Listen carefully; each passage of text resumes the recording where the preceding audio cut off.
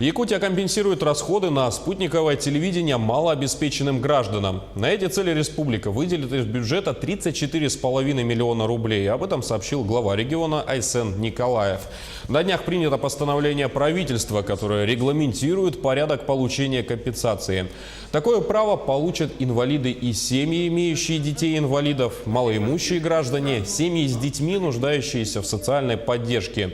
Единовременная помощь будет выплачена в размере фактически произведенных расходов на покупку, доставку и установку оборудования, но не более установленной, то есть от 9 тысяч до 10,5 тысяч рублей.